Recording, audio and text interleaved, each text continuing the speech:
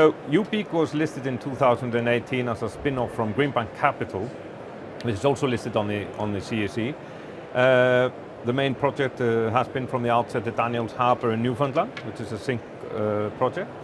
I get involved in 2028, and since then we've advanced. We've done some drilling in the Daniels Harbour project, and we've done some further work, and we've acquired the license that were previously in earning and the joint venture with Vilhjalmur Minerals. What we've done since my entry into the company is that we've become and looked at projects outside Canada, and we want to be an international player within the mineral sector.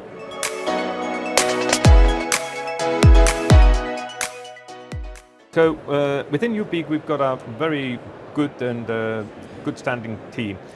My background originally comes from civil construction until 2008. I come into the mineral sector in about 2009 by starting to build up a gold mine in Greenland. Spent a lot of time exploring in Greenland, Africa, Scandinavia, end up with all the mineral licenses in Iceland for the whole country. Sell that in 2016 to St. George's Eco Mining, which is also a CSE listed company. Headed that company until 2021, when I left the company at 150 million market cap, which we started at 1 million with a brilliant team. I then became part of the Ubique team. The Ubique team is Gerald Harper, who's our chief geologist, is a veteran in the industry, known the Daniel Harbour project from the outset. We got Gaurav Singh, who is also a veteran in that as our CFO. Mark Vetterek, which is the son of the founder of the company, Daniel Vetterek from Greenbank, he's a part of the board. And we've also got Pete Vanner, which is our non-exec director, is chartered accountant. So we've got a very diverse board, and it covers the whole sector as needed in a company like that. So we've got a very good team.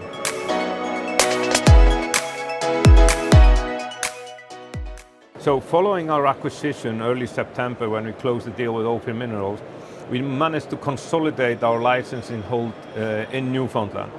By doing so, we decided that the best thing was to go and put together all the data from all these various licenses, because the project until then had been a little bit fragmented in the licenses that Ubique held, and which was part of the earning and the joint ventures. So by amalgamating them all together, we decided to do a geochemical sampling survey to fill in the gaps from where we had known results, and now we're doing a full-blown holistic view of the whole project. So we expect to get the results from this geochemical sampling and results probably late this year, early January. The results of that will then be put into the old database that we have. We have got a very extensive database about the Daniel Project Harbour. It used to be a previously operated mine, and therefore what we're going to do is we're going to set out a drill program for the next season with the aim of getting our maiden resource.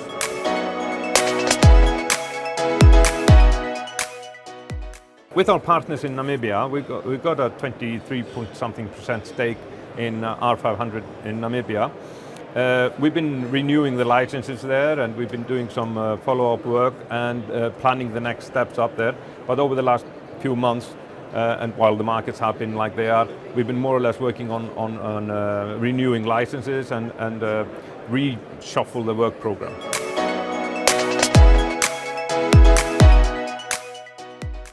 It's not that difficult. We've got a very capable team within R500 and also within our team at Ubique that has operated in Namibia and operated in Africa and globally. So for us it's not a real challenge. We're going where the minerals are and where there's stuff is in the ground, basically.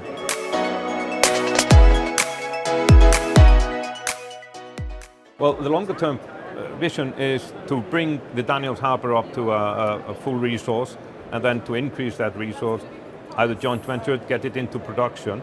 The same in Namibia. The projects there are a bit greenfield. We did attempt to buy another project in Namibia. That's not completely out of the table, but we're not contractually obligated to buy that. But we are looking at similar opportunities globally. So we're quite excited for the future ahead. And we've been looking at other projects both in Africa, Europe, and Canada.